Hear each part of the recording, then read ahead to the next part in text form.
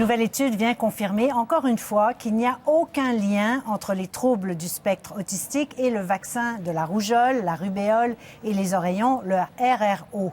Cette étude publiée dans le journal de l'Association médicale américaine est possiblement l'étude définitive sur cette question très controversée. On a examiné près de 100 000 enfants, dont plusieurs étaient considérés à risque. Michel, bonsoir. Bonsoir, Céline. Donc, c'est une nouvelle étude qui devrait rassurer les parents. Qu'est-ce qu'elle dit au juste? Bien, on espère que ça va rassurer. En fait, il y en a eu une douzaine d'autres qui disaient la même chose auparavant, mais c'est ici à étudier une chose de plus, c'est le rôle de l'hérédité. Un frère et une sœur qui ont la maladie augmente le risque de l'avoir. Regardons ça ensemble. Alors, quand je parle effectivement des troubles du spectre autistique, Céline, j'inclus l'autisme, mais également le syndrome d'Asperger et les troubles envahissants du développement non spécifique. Alors, la cohorte était immense, on l'a dit, là, près de 100 000 enfants qui avaient un frère ou une sœur. Et on a regardé les chiffres, 1 d'entre eux souffrent de l'autisme et 2 ont un frère ou une sœur qui souffre de l'autisme.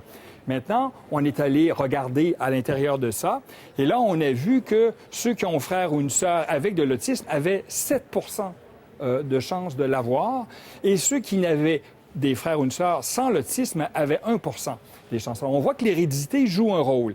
Alors là, on est allé voir ceux qui ont été vaccinés versus ceux qui n'ont pas été vaccinés. 84 ont été vaccinés, 16 n'ont pas été vaccinés, et on est arrivé au même chiffre. Donc, on conclut que le vaccin n'a rien à voir avec l'autisme et ne module même pas l'hérédité. Donc, on parle de deux choses vraiment séparées, qui n'ont pas de lien. Bon, alors peut-être c'est important de rappeler d'où vient cette controverse parce qu'elle est très tenace. En fait, c'était une étude qui avait été publiée dans le magazine très réputé. Oui, c'était celle de Lancet en 98, un docteur Wakefield qui avait falsifié littéralement ses résultats. Maintenant, il l'a avoué. On a retiré la publication. On sait maintenant qu'il a été payé pour faire ça. Donc, face à ce mauvais coup-là, on se retrouve avec des parents qui, malheureusement, continuent à ne plus croire au vaccin. Oui, je disais c'est tenace parce que tout récemment, il y avait cette épidémie de rougeole et encore là, on voyait des parents qui étaient très, très réticents à faire vacciner leur enfant. Absolument. On a fait une chronique ensemble là-dessus. C'était à Disneyland, en Californie. Quelques centaines de cas au Canada et aux États-Unis, au Québec.